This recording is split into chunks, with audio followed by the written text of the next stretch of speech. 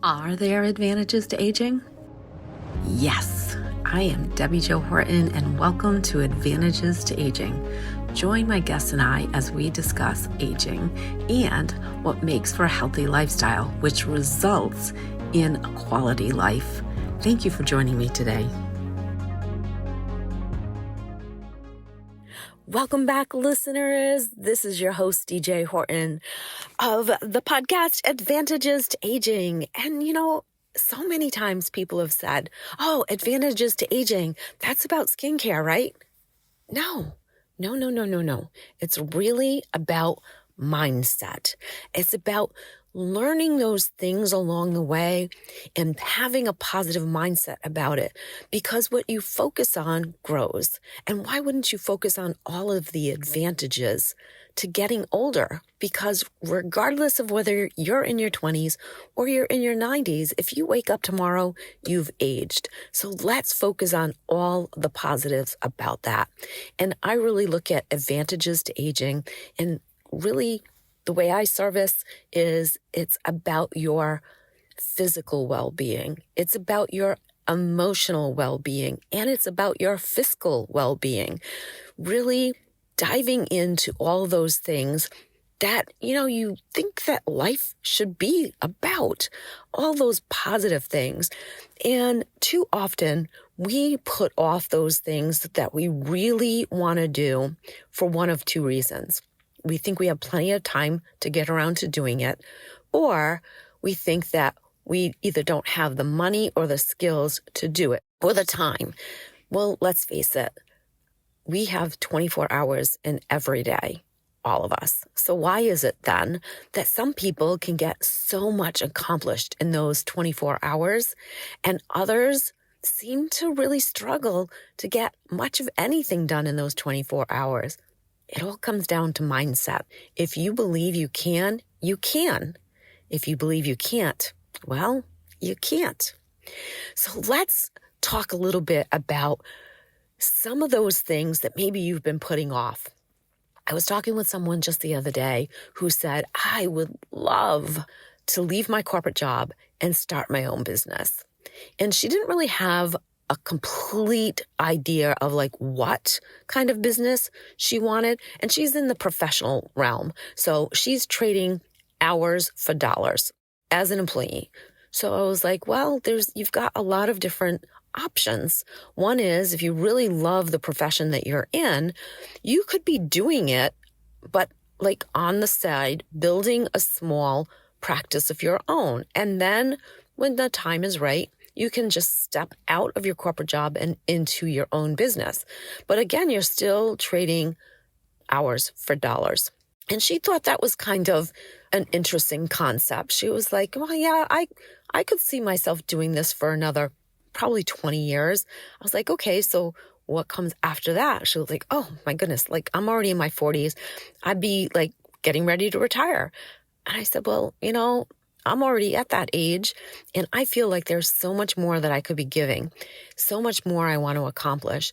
And so not only did I step out of a corporate job and start my own service business, but I also wanted that residual income to provide for my family and for myself in case I got sick.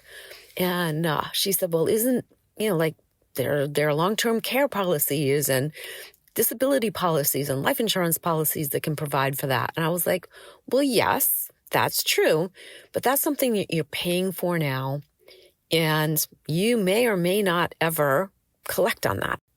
I said, what if you could also, even if you are building a small practice on the side, be able to do something that's going to give you residual income? And immediately she thought of network marketing, which is not a bad thing. So I'll get back to that in a minute. But I said, no. You also have an interest in real estate. What if you find yourself a really good property manager and start investing in real estate? I mean, yes, there's a lot of risk, but there's a lot of risk in anything that you do in life. And that way you could be building wealth. You could be incurring some tax-deductible expenses, but also getting income on that. And, it's kind of like an insurance policy. Something goes wrong, you really need the extra cash, you can sell that property off. You may have a gain, you may have a loss. It doesn't really matter. You've been collecting income over those years and then have that cash flow come in. And she thought, well, that's an interesting idea, but I'm not sure if I want to take on that kind of debt. It's like, okay, let's go back to that direct sales model. In the best form, like all the gotchas out of it, that is the best business model that there is. Truly. Low inventory, back office support.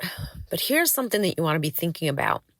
One is, and if you do it right, you can do it in the cracks and crevices of your life in like 3 to 5 hours a week to get started. That's what I did.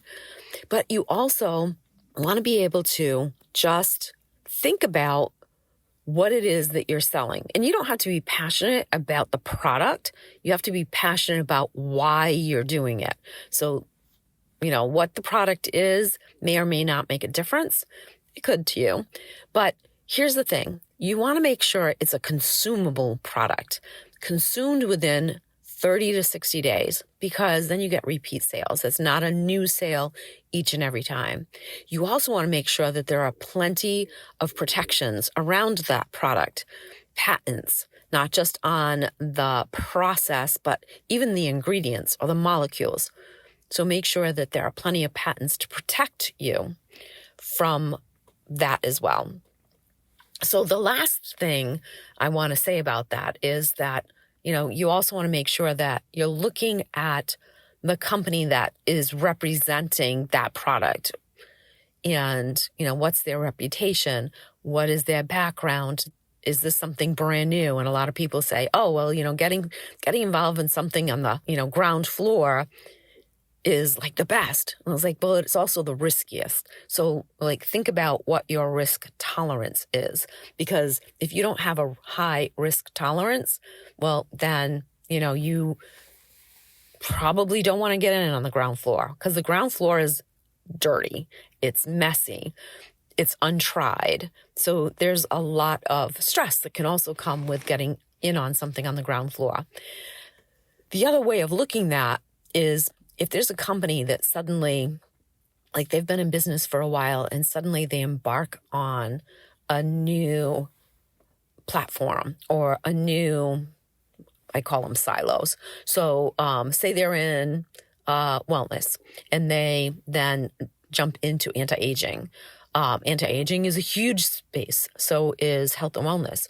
So combining those two, marrying those two together, if they've had a lot of success in the health and wellness arena, and then they're going into the anti-aging arena or vice versa, then that's another great place to get jump-started, because they already have success. They're building on that success, but they're launching a new piece. So that's a great place to jump in as well. So it's not always, get in when they first get started, but get in when you know that there's still growth available. And the longer you sit and wait on it, the less likely you're going to be able to cash in on some of those advantages to getting started early. And the other thing too is that oftentimes, and I find this a lot with women, and last night I was talking to a friend, and I'm going to put this out here right now.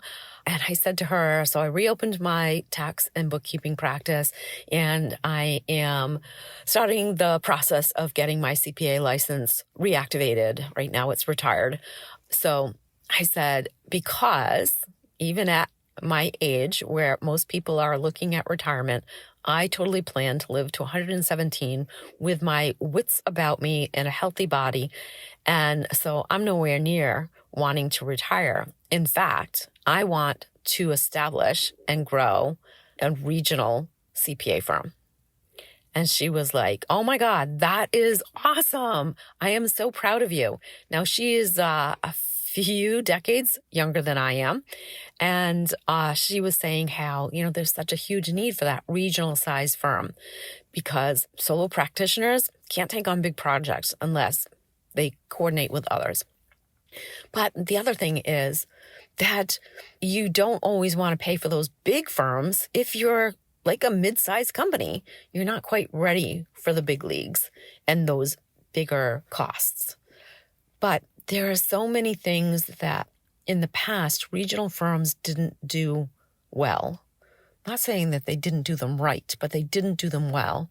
And so I want to really think about and assess what those things are and really change the industry so that people want to get into the accounting industry again. It is really expensive to go and get your Bachelor of Science with a background in accounting. Even more expensive to go after your master's in taxation or any other master's for that matter.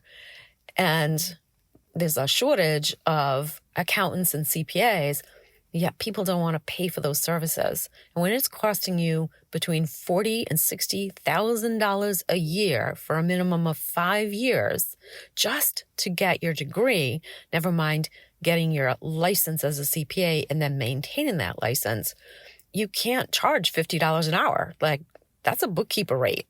That's a poor bookkeeper rate. But, thinking about those things, it just really made me excited that even at later stages in life, you can still get really excited about something. And I'm very passionate about my Neura business because it's really about making people better, helping them look their best, feel their best, look at themselves and believe in themselves the best, and having that financial stability and choices, right? Extra money gives you extra choices. It doesn't necessarily make you rich, though if you sock it all away, eventually you will be, but it makes you rich in so many other things, in experiences, in having more freedoms. It's about having more opportunities, taking the kids on that vacation that you've been wanting to take them on and not ever having enough time or money to do it.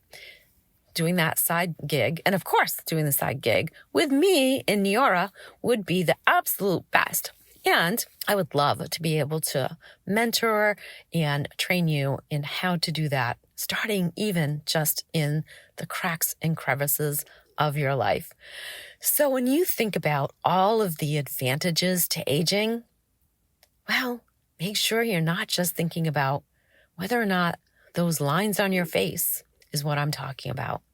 It's really about looking your best, feeling your best, believing the best about yourself and those around you, and having those financial freedoms, understanding your finances and understanding what you need to do in order to really flourish and grow, not just for yourself, but your family and your community.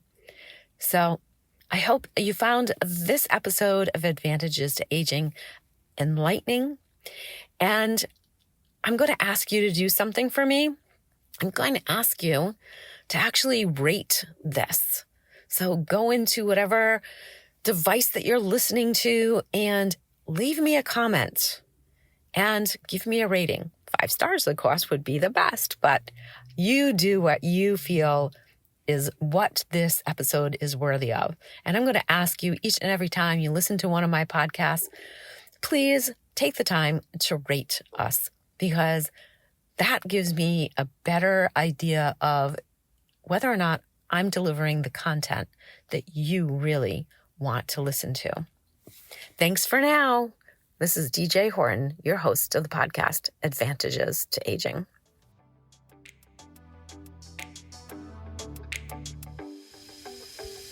Do you think one of the biggest advantages to aging is all the knowledge we gain along the way? Me too. What did you learn today? Share with me in my Facebook group with the same name as this podcast, Advantages to Aging. Now hit subscribe so you don't miss all the tips to come in future episodes.